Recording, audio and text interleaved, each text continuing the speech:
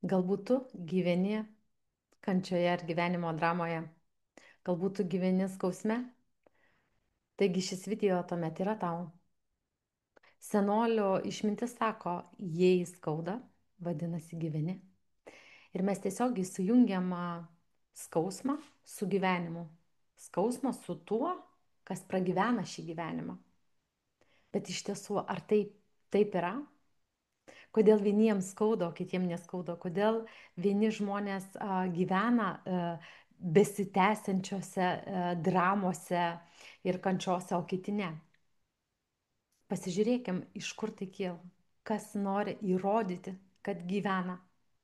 Tol, kol mes galvojam, kad mes esam šis kūnas, kuris gyvena, kuris kažką tai daro, nuo kurio kažkas tai priklauso arba nepriklauso. Tas, kuris viską pasisavina savo. Aš darau, aš rūpinuosi, aš gyvenu, aš galvoju apie savo ateitį, aš galvoju apie savo vaikų ateitį.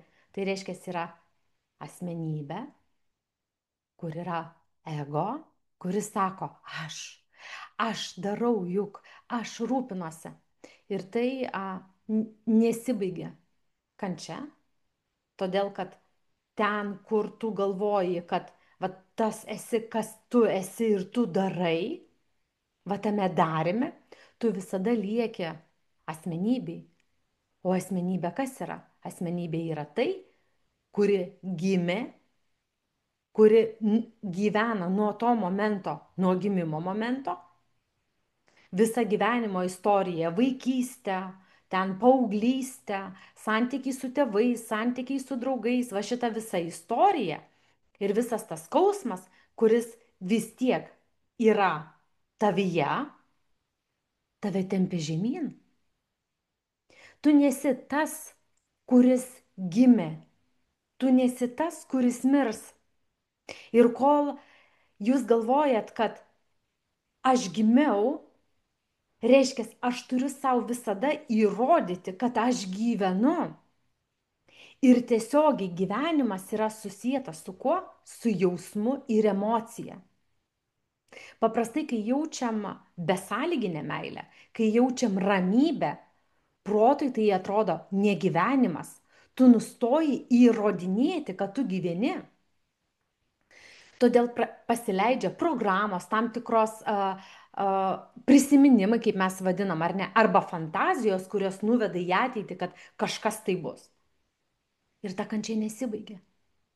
Ta drama gyvenimo nesibaigia, tas skausmas nesibaigia.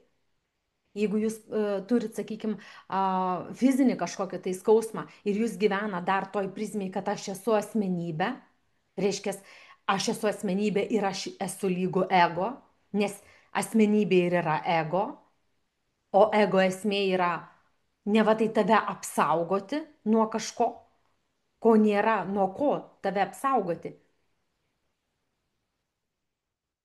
Taigi, tu dar buvai prieš gimstant kūnui. Tavo gyvenimas, jis neprasidėjo su šiuo kūno atėjimu. Tu esi tas, kuriame nėra nei pradžios, nei pabaigos. Tu visada esi. Ir tau nereikia įrodyti sau, kitiem, kad tu gyveni, kad tu kažką tai darai, tu tiesiog esi.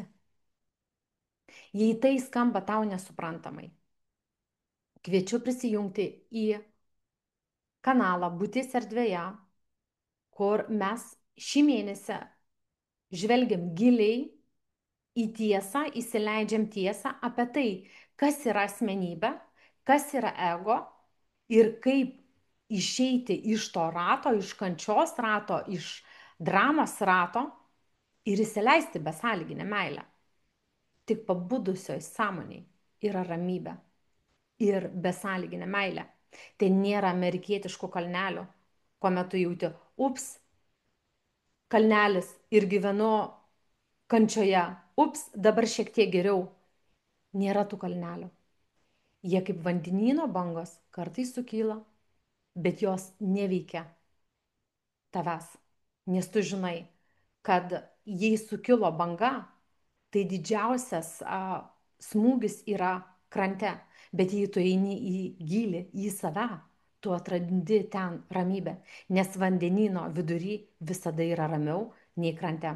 Taigi kviečiu prisijungti būtis erdvėje kanalą ir leisti gyvenimui tekėti be poreikio įrodyti, kad tu gyveni.